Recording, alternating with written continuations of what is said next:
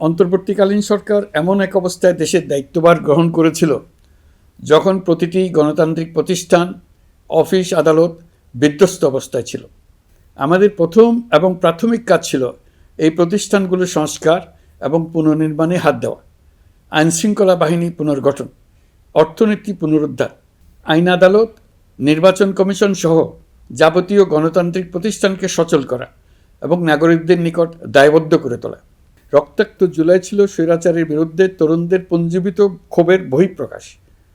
16 বছর ধরে সরকারের স্বৈরাচারী আচরণের বিরোধিতা করে যতগুলো আন্দোলন হয়েছে, প্রতিটিতেই দলীয় সন্ত্রাসীরা অস্ত্র হাতে আন্দোলনকারীদের আক্রমণ করেছে। প্রতিটি আন্দোলনকেই দমন করার জন্য দলীয় সন্ত্রাসীরা সর্বোচ্চ আঘাত করেছে, যেখানে আইনশৃঙ্খলা বাহিনীকেও অংশ নিতে নির্দেশ দেওয়া হয়েছে অথবা দাঁড়িয়ে দর্শকের ভূমিকায় থাকতে বলা হয়েছে। একটি স্বাধীন বিচার বিভাগের জন্য অন্তর্বর্তী সরকার সংস্কার কাজ হাতে নিয়েছে। বিচার বিভাগীয় সংস্কার কমিশনের প্রস্তাবনা অনুযায়ী সুপ্রিম কোর্ট বিচারক নিয়োগ সহ যে সকল কাজ এই সরকার স্বল্প সময়ের মধ্যে করে যেতে পারবে, সে সকল কাজের অধিকাংশ ইতিমধ্যে সম্পন্ন করা হয়ে গেছে। বাকি কাজ চলমান রয়েছে।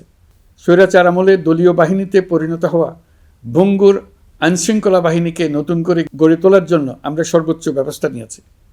আইনশৃঙ্খলা বাহিনী দ্বারা কোনো মানবাধিকার লঙ্ঘন যাতে না ঘটে, সেই জন্য পুলিশ সদর দপ্তরে একটি সেল কার্যকর করা হয়েছে, যেখানে মানবাধিকার সহ পুলিশ সদস্যদের মাধ্যমে সংগঠিত যে কোনো অপরাধের বিষয়ে অভিযোগ করা যায়। এই সমস্ত সেল অন্যান্য আইন প্রয়োগকারী সংস্থার প্রধান কার্যালয়ও স্থাপন করা হচ্ছে। আসামিদের জিজ্ঞাসাবাদ হবে স্বচ্ছ কাচের ঘরে। হাজতখানায় বন্দীদের মানবিক সেবা নিশ্চিত করা হবে। অভিযান পরিচালনার সময় পুলিশ যেন জিপিএস ট্র্যাকিং সিস্টেম ডিভাইস সহ বডি ক্যামেরা পরিধান করেন, তা নিশ্চিত করা হবে।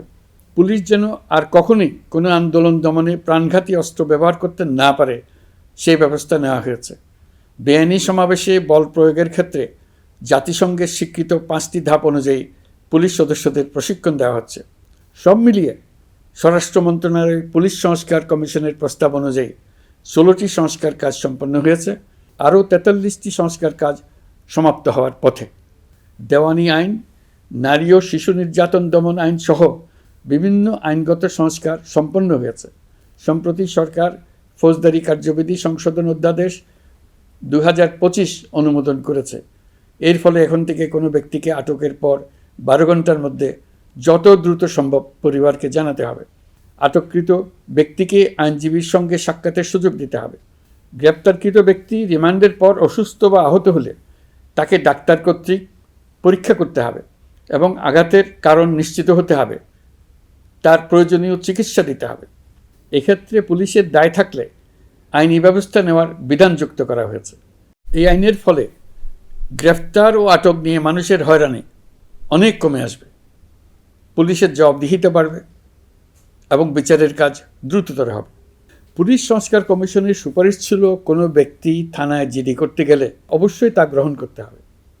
জিডি গ্রহণ করা ছাড়া থানা থেকে কোনো ব্যক্তিকে ফিরিয়ে দেওয়া যাবে না।